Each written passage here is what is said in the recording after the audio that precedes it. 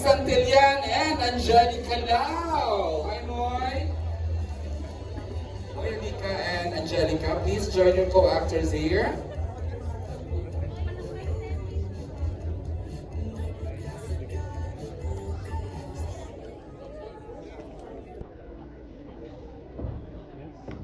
Okay, thank you, Moy and Angelica. Next, I'd like to call in L.A. Santos, Jeremiah Lisbo, and Jamie Kapunan, and Gerald Napoles.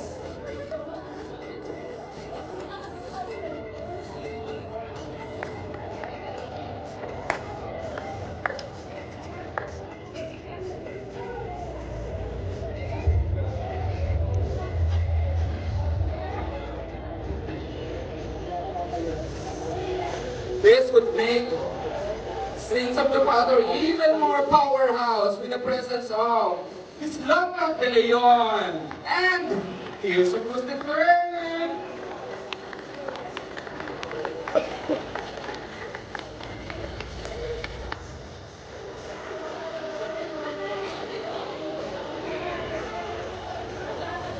Alam niyo na may Locke de Leon at may Tears of This will be a powerhouse teleserye from Cherry Creative Production.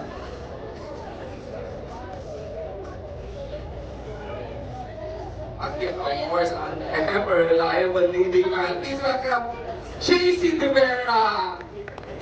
Jace, everyone from one show to another. Lagi namin very naasahan si JC sa mga projects namin sa JRB Creative Production. Pwede pa ako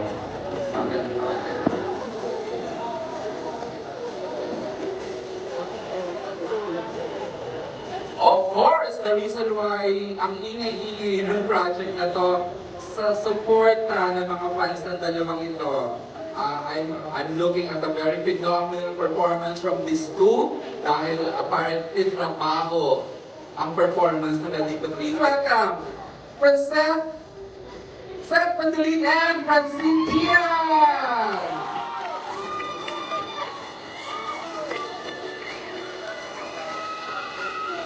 Nakakatuwa makita na I saw na talaga child stars si Shane, tapos baguhan pa ng si Seth.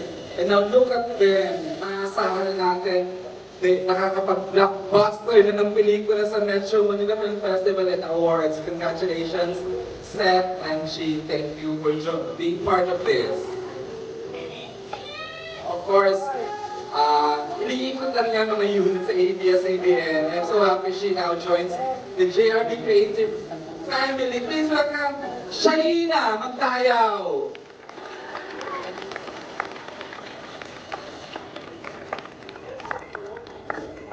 Shaina is playing Leia or Leia Garcia or Leia Garcia here.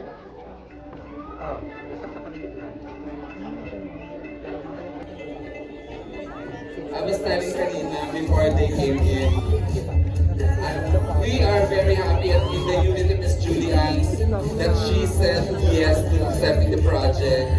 Again, ang pagbabalik niya sa ABS-CBN at sa prime time. Please welcome Jessie Mendiola!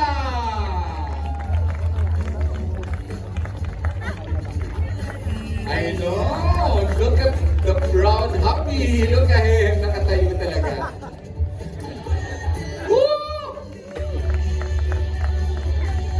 Instrumental po si Luis Y. Jesse said yes. Thank you, Lu, again. I keep saying this. Thank you.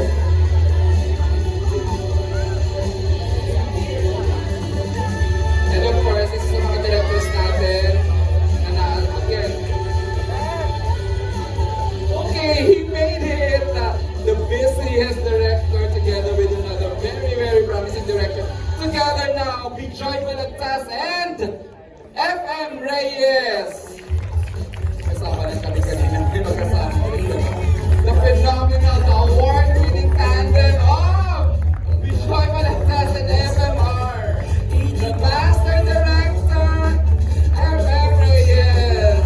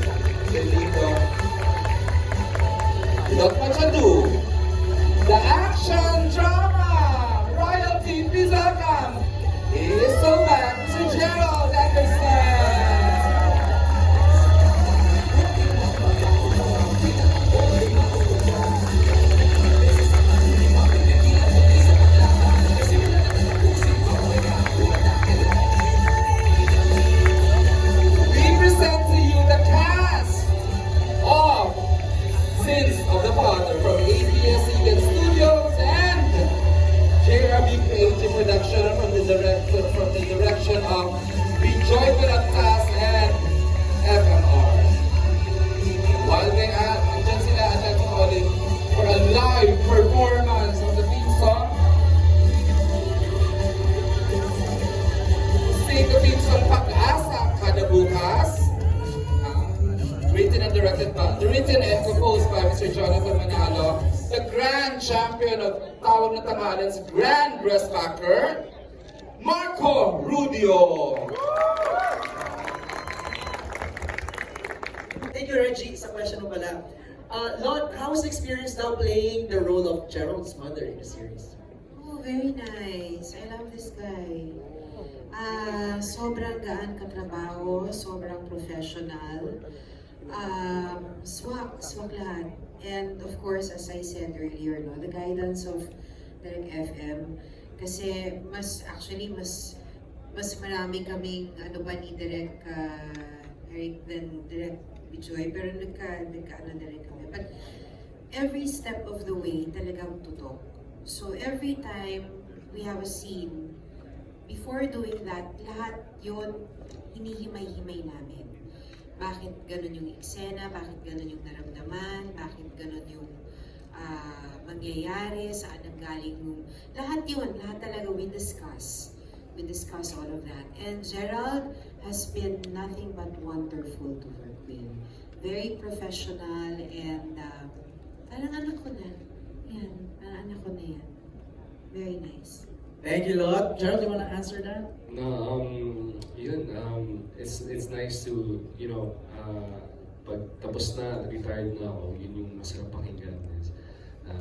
Masaya kang katrabaho, mabuti kang tao. And at the end of the day, yun ang pinaka-importante. And this team, lahat ng directors and writers and this whole cast, they make me look good. Maniwala ka sa akin. They make me look good. Sila yung dahilan. And just so you know, guys, na nandito ngayon and nanonood sa live stream, Gerald is celebrating his 19th year in show business. Next year will be his 20th. Hindi ko kita pa ako. Ay, wala. Si Shaggy na. Huwag tayo mag-line ng age. Welcome to the club, brother. 2 decades. Congratulations, Jay, in advance. Next na magtatanong ng question ay si Philip Patel from Rappler. Are you here, Philip? Good evening. My question po is for Gerald. This is a unique premise na hindi pa possible yung role na to nung nag-uumpisa sa showbiz. 19 years ka na. So how challenging is it to fulfill this role this time around, considering na marami ka ng complex characters na ginampanan in the past? Yeah, super. 19 years ago, kahit siguro 2 years or 3 years ago, feeling ko hindi ko kakayahan itong ganitong ano. And sabi ko kanina, they make me look good. Talagang sila talaga yung dahilan. I just come to set as prepared as possible, pero yung guidance sila, yung guidance si Direct Bijoy, first time to work with him. Tapos si Direct FMR, siya yung madalas kong kasama. I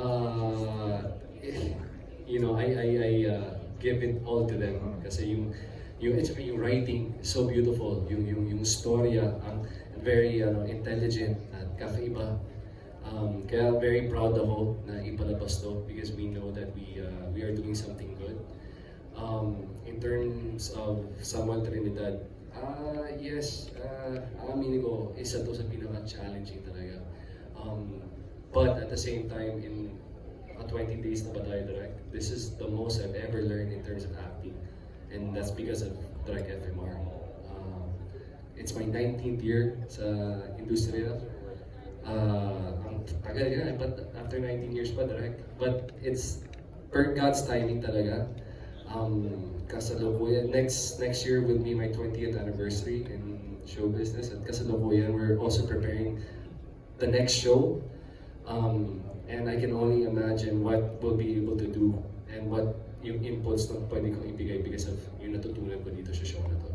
So, exciting. Alright, while MJ is preparing for his TV Bot show hosting, I'll take over lang few minutes. Okay, walang sobra, natutuwa nga ako kasi parang bago to for, not naman bago for FMR. I was so impressed. Hindi ko alam kung magaling lang yung editing, pero ang ganda ng mga hunting ng mga eksena. Direct, prangkahan tayo. Anong inspiration ng FMR at saka Bijoy Balagtas dito? Kilala kita, yung horror mounting mo, parang pa-horror na. Natakot ako dun sa pagka-discover ng death ni Kuya John. Did you apply something else here, FMR?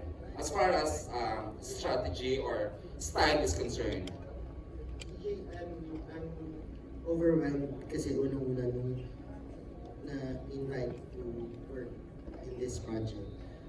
First, it's really my first time to work with Gerald. And as this went on, I told myself, bakit ngayon ko lang siya nakatatrabaho?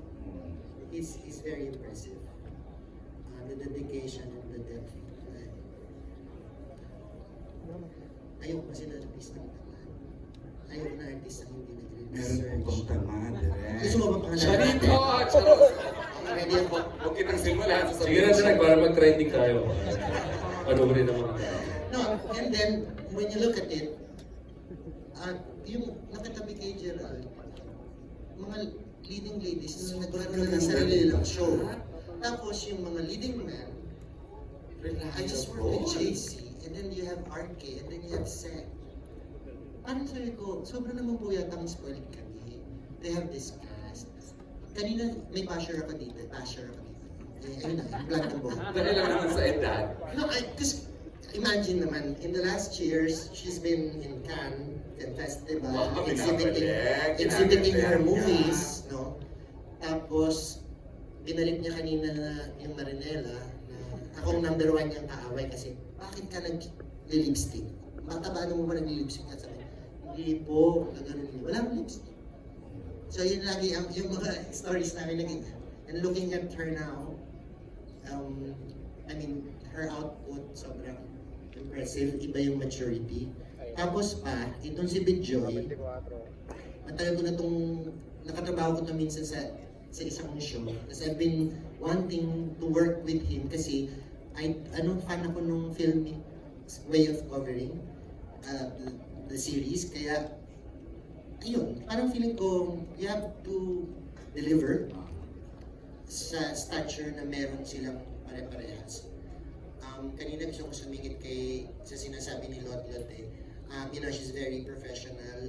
During the time we were shooting the show, she lost her mother, she lost her mother-in-law and brother-in-law, and she's with us. That's how professional she is. So when you look at it, meron ka pang general dito. So yun, hindi ka pwedeng hindi mag-deliver pagka ganun kagaling. Direct tutuloy ko yung mga magagandang sinasabi mo sa cast mo. I know naman you're honest about how you feel and how you know, about your actors. But let me excuse the 3 leads kasi they will, kukunin sila for TV Pat Show. Okay, kunin mo na PJ. Kunin mo na. Kunin nyo na lahat. Although willing, I'm ready to ang daming questions para sa other cast members. Alam mo, naniniwala ako, tingnan mo yung John Arcilia. Oh my God, sabi nga, sana tanggapin yun ang dream ng JRV. Yeah, I know, oo nga, tayo natin pag-uusapan. Babalik po ang cast. 5 minutes na po ito. Magta-live streaming, magta-live TV patrol lang po with MJ. That's the reason why I'm here. Sir John, how do you say no or yes to a project tulad nito na recurring ang nagumana?